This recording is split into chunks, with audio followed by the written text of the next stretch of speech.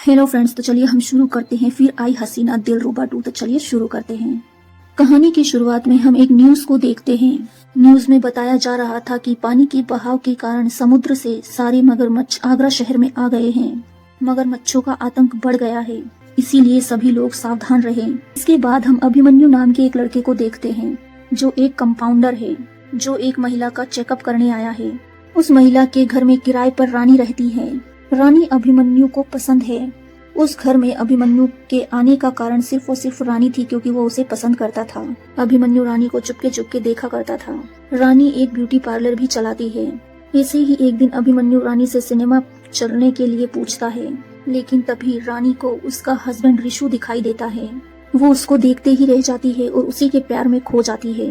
रानी अभिमन्यु से सिनेमा चलने के लिए कह देती है, बिना उसकी पूरी बात सुने।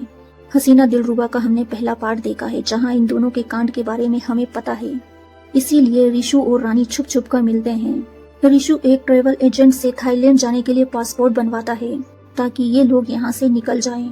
वहीं रिशु कोचिंग सेंटर में बच्चों को पढ़ाता था। एक पूनम नाम की विकलांग लड़की होती है, जिसके मकान में रिशु रहता था। पूनम रिशु को बहुत ज्यादा पसंद करती थी, साथ ही वो अपनी हवस मिटाना चाहती थी, मगर रिशु पूनम को बिल्कुल भी भाव नहीं देता था। इधर अभिमन्यु को रानी ने सिनेमा जाने के लिए हाँ बोल दी थी, तो अभिमन्यु सिनेमा के शो की सीट बुक कर लेता है। अगर ये क्या, रानी तो इधर अपने घर पर रिशु को बुला लेती है रोमांस करने के लिए, और वो भूल चुकी थी कि उसे अभिमन्यु के साथ थिएटर जाना है। बहुत देर इंतजार करने के बाद जब रानी नहीं आती, तो अभिमन्यु उदास होकर रानी के पास पहुंचता है। तब जाकर रानी को याद आता है कि उसे तो थिएटर जाना था। वो अभिमन्यु से माफी मांगने लगती है। इस पर अभिमन्यु कहता है, कोई बात नहीं, अगले फ्राइडे का प्लान बनाते हैं। ये सारी बातें रानी रिशु को बताती है। रिशु जोरों से हंसने लगता है। इस पर रानी रिशु से कहती है कि तुम हंसो मत प्लीज, मुझे उसके लिए बुरा लग रहा है। इस पर रिशु रानी से कहता है कि तुमने ऐसे कितने आशिकों के कत्ल किए हैं, उनकी बॉडी भी नहीं मिली। ये दोनों बातें कर ही रहे होते हैं कि तभी एक चोर रानी का पर्स चुराकर भाग जाता है। जहां रिशु उस चोर का पीछा करते हुए उसके पीछे भागता है, लेकिन तभी वहां पहुंच जाता है एसीपी किशोर, जो रानी को देख लेता है। एसीपी किशोर ने ही इनका केस पहले हैंडल किया था, और दिनेश पंडित की नॉवल पढ़ने के बाद ऑफिसर किशोर को सारा खेल समझ आ चुका था। वही खेल जो रानी और रिशु ने मिलकर खेला था। उस टाइम तो किशोर रानी और रिशु को नहीं पकड़ पाया था। अब किशोर रानी के पीछे लग चुका था, क्योंकि वो जानता था कि रिशु जिंदा है और वो आगरा में ही है। अब पुलिस की नजर रानी पर थी, इसलिए उसका रिशु से मिलना मुश्किल हो रहा था। पुलिस से छुपकर रानी एक दुकान पर जाती है, जहां रिशु रानी से कहता है, तुम बिल्कुल मत डरो, हिम्मत रखो, ये भी हो सकता है कि पुलिस तुम्हें पूछताछ करने के लिए फिर से बुलाए, तुम बिल्कुल मत घबराना। अब ऐसा ही होता है। ऑफिसर किशोर रानी को पूछताछ के लिए थाने बुलाता है, और वहाँ आते हैं सीनियर ऑफिसर मृत्युंजय, जो नील के सगे चाचा होते हैं। सभी उन्हें मोन्टू चाचा कहकर बुलाते थे। मोन्टू चाचा अपने नील भतीजे के केस को सोल्व करने का ठान लेते हैं। चाचा जी खोजबीन करके उस एजेंट का पता लगा लेते हैं, जो रिशु और रानी के लिए पासपोर्ट बनाने वाला था। अब उनका यहाँ से जाने का प्लान पूरी तरह से फेल हो चुका था। इधर पूछते पूछते ऑफिसर किशोर पूनम के पास पहुँच जाते हैं। साथ ही वो रिशु की फोटो पूनम को दिखाते हुए कहते हैं, क्या तुम इसे जानती हो? इस पर पूनम रिशु को पहचानने से इनकार कर देती है। अब पूनम रिशु को ब्लैकमेल करते हुए कहती है कि मैं किसी को नहीं बताऊंगी कि तुम यहाँ रहते हो। अब पूनम समझ चुकी थी कि रिशु का कोई तो राज है, और इसी बात को लेकर वो रिशु को ब्लैकमेल करते हुए अपनी हवस मिटाएगी। रिशु छुपते हुए रानी से कहता है कि अब तो सब कुछ खत्म हो गया, अब कुछ नहीं बचा। मोन्टू चाचा बहुत खतरनाक इंसान है, वो हमें छोड़ेंगे नहीं। अब रिशु खुद को सरेंडर करने की बात करता है। इस पर रानी बिल्कुल मना कर देती है, क्योंकि उन्होंने साथ रहने के लिए कितना कुछ किया है। अब वो रिशु की दूरी बर्दाश्त नहीं कर पाएगी। अब रानी रिशु को एक और आइडिया देती है। रानी रिशु से कहती है कि पुलिस वालों को ऐसा लगना चाहिए कि मैं अपनी लाइफ में आगे बढ़ चुकी हूँ किसी और के साथ, तो शायद वो हमारा पीछा करना बंद कर देंगे। इसके बाद रानी अभिमन्यु से मिलती है, जो उस पर लट्टू हो रखा था, और वो शादी के लिए प्रपोज कर देती है। अभिमन्यु भी शादी करने के लिए मान जाता है। इस पर अभिमन्यु कहता है कि पहले तो प्यार होता है और फिर शादी होती है, लेकिन रानी अभिमन्यु को बातों में लपेटते हुए कहती है कि मुझ में प्यार करने की हिम्मत नहीं है, लेकिन क्या पता शादी होने के बाद दोबारा प्यार हो जाए। इस पर अभिमन्यु रानी से कहता है कि आपने तो एक ही पल में हमारी दुनिया बसा भी दी और उजाड़ भी दी। रानी अभिमन्यु से कहती है कि प्यार भी कुछ ऐसा ही होता है, जो बसाता भी है और उजाड़ता भी है। रानी को तो अभिमन्यु से प्यार नहीं था, लेकिन अभिमन्यु तो रानी से बहुत प्यार करता था।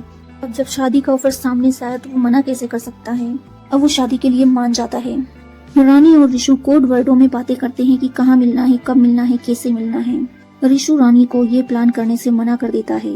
वो कहता है कि मुझे नहीं लगता कि ये सही प्लान है, हम जिंदगी में बहुत ज्यादा गलत कर रहे हैं। क्या लगता है, प्यार में क्या ये सब कुछ सही है? लेकिन रानी तो ऋषु से कहती है कि 3 दिन बाद मेरी शादी है, तुम आ जाना। मोंटू चाचा को भी पता था कि रानी और ऋषु का प्यार इतना गहरा है कि वो शादी में जरूर आएगा। अब ये लोग ताक लगाकर बैठे हुए थे कि कब वो रानी की शादी में आएगा और ये लोग उसे पकड़ लेंगे। जहाँ ऋषु बैंड बाजे वाला गेटअप बनाकर आता है और वो रानी को अपनी शक्ल दिखाकर निकल जाता है, मगर पुलिस वालों को यहाँ खबर तक नहीं लगती। इसके बाद रानी की शादी हो जाती है। अब बात आती है शादी वाली रात की, जहाँ अभिमन्यु इंतजार कर रहा होता है कि उन दोनों के बीच कुछ होगा, मगर रानी तो कुछ नहीं करना चाहती थी और वो अभिमन्यु को शराब पिला देती है। साथ ही अभिमन्यु को रानी का अतीत भी पता था कि कोई ऋषु नाम का लड़का था जिससे रानी बहुत ज्यादा प्यार करती थी, मगर अब वो इस दुनिया में नहीं है। पीते पीते अभिमन्यु रानी को अपने बारे में बताता है। वो कहता है कि मैं 7 साल का था जब मेरे माँ बाप गुजर गए। घर में बचे चाचा चाची और उनके 2 बच्चे। जब मैं 20 साल का हुआ तो वो भी चल बसे। बचा सिर्फ मैं। जिंदगी मेरी पूरी तरह से बेकार हो गई थी। मैंने तो खुद को खत्म करने की भी कोशिश की। फिर एक दिन क्लिनिक पर आई आप, तो कहीं मेरे अंदर जीने की इच्छा जागी, जहाँ तुम्हें देखते ही मुझे तुमसे प्यार हो गया और अब मैं तुम्हारे लिए कुछ भी करने को तैयार हूँ। रानी इतना तो समझ गई थी कि अभिमन्यु उससे हवस वाला नहीं बल्कि प्यार वाला प्यार करता है। अब रानी जब भी देखती कि मोंटू उसके आसपास है तो वो अभिमन्यु के क्लोज होने का ड्रामा करती, ताकि उसे भी ऐसा लगे कि वो अपनी लाइफ में आगे बढ़ चुकी है। इधर ऋषु कभी डिलीवरी बॉय बनकर तो कभी कुछ बनकर रानी से मिलने आता रहता था। बातें इनके बीच भले ही ना होती, लेकिन एक पल ये एक दूसरे को देख लेते, उसमें ही इन्हें सुकून मिल जाता था। इधर पूनम पागल हो जा रही थी, उससे ऋषु के बिना रहा नहीं जा रहा था। वो ऋषु के ऊपर चढ़कर उसे किस करने लगती है। ये सब कुछ होते हुए रानी देख लेती हो और वो गुस्से में आ जाती है। रानी को ऋषु समझाता है कि पूनम किस टाइप की लड़की है और वो किस तरह उसे ब्लैकमेल कर रही है। अब रानी ऋषु से कहती है कि हमारे प्यार की टाइमिंग कभी सही नहीं हो पाएगी, कुछ नहीं हो सकता। ऋषु रानी से कहता है कि जब मुझे पहले लगा था कि अब कुछ नहीं हो सकता तो मैंने अपना हाथ काट लिया था, लेकिन तुम्हारा हाथ नहीं छोड़ा था। मगर इस बार अपना सिर भी काटना पड़े तो वो भी कर लूंगा मैं, लेकिन तुम्हारा साथ नहीं छोड़ूंगा। रानी का मूड बहुत ज्यादा खराब था। वो नशा कर लेती है। वो नशे ही नशे में अभिमन्यु के सामने सब कुछ बोल डालती है। अब सुबह जब रानी होश में आती है तो अभिमन्यु रानी से कहता है कि मुझे ऋषु से मिलवाओ। इस पर अभिमन्यु ऋषु से कहता है कि तुम दोनों मिलकर यहाँ से निकल जाओ, मैं तुम्हारी निकलने में हेल्प करूंगा। ऋषु अभिमन्यु से कहता है कि तुम हमारी हेल्प क्यों करना चाहते हो। इस पर अभिमन्यु कहता है कि मैं माँ बाप, बचपन, जवानी कुछ नहीं बचा सका, कम से कम मैं अपनी मोहब्बत को तो बचा लूं। रानी मेरे साथ नहीं रहेगी तो क्या हुआ, वो कहीं भी रहेगी, खुश तो रहेगी। साथ ही वो रानी से कहता है कि कभी ऋषु जी से तुम्हारा मन भर जाए तो हमारे बारे में भी जरूर सोच लेना। ये बात सुनकर तो ऋषु को जोर की जलन होने लगती है। उसके मन में आता है कि मुझसे मन भरने में तो 3-4 जन्म तो रानी को लग ही जाएंगे। अभिमन्यु के क्लिनिक के बगल में एक कबाड़ सा रूम होता है, जहाँ अभिमन्यु ऋषु को 2 दिन के लिए वहीं रहने के लिए कहता है, जब तक उनके वहाँ से निकल जाने का इंतजाम नहीं हो जाता। अब पूनम को भी उस जगह के बारे में पता चल चुका था जहाँ ऋषु था। पूनम भी वहाँ आ जाती है। अब ऋषु पूनम को चुप कराने के लिए उसे किस करने लगता है और वो पूनम से कहता है कि मुझे 1 महीने का वक्त दो, मैं तुमसे आकर मिलूंगा। ये सुनकर तो पूनम बहुत जोर से खुश हो जाती है। अब पूनम के जाने के बाद वहाँ एक और आदमी आता है जो ऋषु को ऊपर से नीचे तक घूरता है। उसके थोड़ी ही देर बाद अभिमन्यु खाना लेकर आता है। अभिमन्यु के लड़की के गजरे की खुशबू आती है तो वो समझ जाता है यहाँ ऋषु से कोई मिलने आया था। इस पर ऋषु कह देता है कि पूनम मिलने आई थी, लेकिन उसे जूते की मिट्टी भी दिखाई पड़ती है, जहाँ अभिमन्यु समझ जाता है कि कोई और भी उससे मिलने आया था। तभी यहाँ एक राज और खुलता है, जहाँ अभिमन्यु ने ही अपने चाचा की फैमिली को मारा था और जो आदमी आया था वो लल्लन था। लल्लन एक सपेरा था। उसी से अभिमन्यु ने एक जहरीला सांप लिया था, जिसके काटने से अभिमन्यु के चाचा की फैमिली खत्म हो गई। अभिमन्यु के चाचा ने उसके पापा का व्यापार हड़प कर उनके साथ धोखा किया था, इसीलिए अभिमन्यु ने उनकी पूरी फैमिली को ही मार डाला। इसके बाद में लल्लन अभिमन्यु को ब्लैकमेल करने लगा। हर हफ्ते वो अभिमन्यु से पैसे लेने आता था और इसी बीच अभिमन्यु की मुलाकात ऋषु से हो गई और ऋषु को समझ आ गया कि अभिमन्यु कितना खतरनाक इंसान है। दिखता बहुत सीधा साधा है लेकिन चालू चीज है भाई। अब अभिमन्यु का राज खुल चुका था तो रिशु उससे बचकर भागने लगता है क्योंकि वो कुछ भी कर सकता था, मगर अभिमन्यु उसे कमरे में लॉक करके वहां से भाग जाता है। मगर रिशु दरवाजा तोड़कर बाहर निकलने में कामयाब हो चुका था। इधर अभिमन्यु के पास भी दिनेश पंडित की बहुत सारी किताबें थी। वो तो रानी से भी बड़ा वाला फैन था दिनेश पंडित का। रानी ने कसौली का कहर को पढ़कर नील को ठिकाने लगा दिया था, लेकिन अभिमन्यु कोबरा का इंतकाम पढ़कर अपने चाचा की फैमिली को ही ठिकाने लगा दिया। अभिमन्यु रिशु और रानी की हेल्प नहीं कर रहा था, बल्कि वो अपना ही प्लान बना रहा होता है रानी को पाने का। अभिमन्यु रानी के प्यार में पागल हो चुका था और उसे धोखा फील हो रहा था, इसीलिए वो कैसे भी करके रानी को पाना चाहता था। अभिमन्यु सोच लेता है अगर रानी उसकी ना हो सकी तो वो किसी की ना होने देगा। रानी को भी ये बातें पता चल चुकी थी तो वो तुरंत भागते हुए पुलिस स्टेशन पहुंचती है, जहां रानी पुलिस वालों से कहती है कि मुझे बचा लो प्लीज, मुझे मेरा हस्बैंड मार डालेगा। इस पर रानी चाचा को बता देती है कि रिशु जिंदा है, अगर तुमने कुछ नहीं किया तो अभिमन्यु उसे मार डालेगा। इसके बाद पुलिस अभिमन्यु और रिशु को ढूंढने लग जाती है तो उन्हें 2 लाशें जली हुई मिलती हैं। वहीं उन्हें एक सूटकेस भी मिला हुआ है, साथ ही एक छड़ी भी मिली है। वो छड़ी पूनम की थी। अब पुलिस वाले को तो रानी पर ही शक होता है। उन्हें लगता है कि रानी ने ही रिशु और अभिमन्यु दोनों को मार डाला है। इसके बाद रानी को हिरासत में ले लिया जाता है। रानी को बुरी तरह से मारा जाता है। साथ ही जगह जगह न्यूज वायरल हो जाती है ताकि जैसे ही रिशु को रानी के बारे में पता चले वो तुरंत ही थाने आ जाए। इस पर रिशु एक वीडियो बनाता है जिसमें वो कहता है कि मैं सरेंडर करने को तैयार हूँ, मगर रानी को छोड़ दिया जाए। साथ ही वो पुलिस वालों से कहता है कि 3 दिन बाद रेलवे ब्रिज पर मैं आऊंगा। जो मगरमच्छ बाढ़ की वजह से ब्रिज के नीचे आकर अड्डा बनाए हुए थे, तो चाचा को समझ नहीं आ रहा था कि उसने यही जगह क्यों चुनी मिलने के लिए। नदी किनारे फॉरेस्ट डिपार्टमेंट तैनात था। मोंटू चाचा उन्हें हटवा देते हैं क्योंकि उस वक्त सिर्फ और सिर्फ पुलिस का ही घेरा हो और कोई ना हो बस। अब 3 दिन बाद रिशु रेलवे ब्रिज पर आता है। रानी को रिशु से मिलने के लिए उसके पास भेजा जाता है, जहां पुलिस इन्हें चारों तरफ से घेर लेती है। तभी एक पुलिस वाला टोली से हटकर उनकी तरफ बढ़ने लगता है। ये कोई और नहीं बल्कि अभिमन्यु ही था, जो पुलिस के भेष में छिपा हुआ था और जिंदा था। अभिमन्यु को तो यही फील हो रहा था कि उसे प्यार में धोखा मिला है। वो रिशु को मारने आ रहा था। तभी उन दोनों में हाथापाई शुरू हो जाती है। अभिमन्यु के पास बंदूक होती है जो रानी के हाथ लग जाती है। अब जैसे ही रानी बंदूक चलाती है तो वो झटका सह नहीं पाती और ब्रिज से नीचे लटक जाती है। इधर अभिमन्यु और रिशु की फाइटिंग हो जाती है और इसी बीच तीनों ही ब्रिज से नीचे पानी में गिर जाते हैं। अब तीनों को ही ढूंढने का काम शुरू होता है, जहां नदी में पुलिस को रिशु का नकली हाथ मिलता है। अब पुलिस वालों को लग रहा था कि शायद इन तीनों को मगरमच्छ खा गए।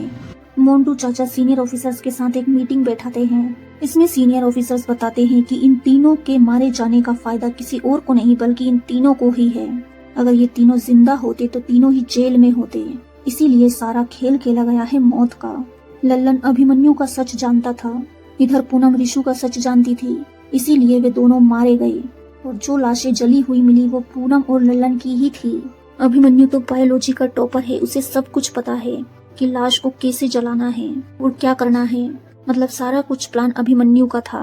लल्लन और पूनम दोनों को मारा है क्योंकि लल्लन और पूनम ही अभिमन्यु को ज्यादा डिस्टर्ब कर रहे थे। मोंटू चाचा सीसीटीवी कैमरा में देखते हैं कि शाम को रानी और अभिमन्यु घर आए। ठीक 15 मिनट के बाद रिशु भी वहां पहुंच जाता है। उसी शाम इन तीनों के बीच कुछ तो हुआ है, कुछ तो इन तीनों ने प्लान बनाया है, क्योंकि उसके बाद रात 8 बजे अबला नारी बनकर रानी पुलिस स्टेशन आई। रानी के घर से निकलने के बाद रानी के घर से 2 लोग और निकले बाहर, जो कि अभिमन्यु और रिशु दोनों ही होते हैं। मोंटू चाचा को आधी चीजें तो समझ आ चुकी थी, लेकिन अब वे दोनों कहाँ है भी या नहीं है, चाचा को ये समझ नहीं आ रहा था। अब कहानी यहाँ से 6 महीने आगे जाती है, जहाँ हम देखते हैं कि रानी हिमाचल प्रदेश में कहीं रह रही है। उस रात रानी और अभिमन्यु पानी से बाहर निकल आए थे, मगर रिशु पानी से नहीं निकल पाया और वो मारा गया। इसी गम में रानी डूबी रहती थी। अब रानी और अभिमन्यु साथ ही रहते हैं। रानी बच्चों को पढ़ाती है। एक दिन रानी बच्चों की कॉपी चेक कर रही थी, तभी नोटबुक में उसे कुछ लिखा हुआ मिलता है। इधर मोंटू चाचा को एक पोस्ट आता है, जो होती है दिनेश पंडित की किताब मगरमच्छ का शिकंजा। साथ ही उसमें एक खत भी लिखा होता है। उस किताब में जो कहानी और क्लाइमेक्स लिखा हुआ था, इन तीनों ने मिलकर वही किया। जिस तरह वो हर बार दिनेश पंडित की किताब का सहारा लेते हैं मुसीबत से बचने के लिए, इस बार भी उन तीनों ने यही किया था। जो समय रिशु ने पुलिस को अपने आप को सरेंडर करने के लिए 3 दिन का समय दिया था। उस 3 दिन में ही अभिमन्यु और ऋषु ने अपनी प्लानिंग के हिसाब से मगरमच्छों को मांस खिलाना शुरू कर दिया था। धीरे धीरे वे मांस खिलाकर उन मगरमच्छों को उस एरिया से दूर ले गए। वो एरिया खाली हो चुका था, लेकिन लोगों को इस बारे में नहीं पता था। अब जब ये लोग नदी में गिरे तो उस टाइम मगरमच्छ थे ही नहीं। अब ये तीनों वहां से पानी से निकल गए, मगर ऋषु पानी से नहीं निकल पाया। अब उसमें एक खत था जिसमें चाचा जी को एक एड्रेस दिया गया था जहां उन्हें पहुंचना था, और ये एड्रेस भेजा था रानी ने।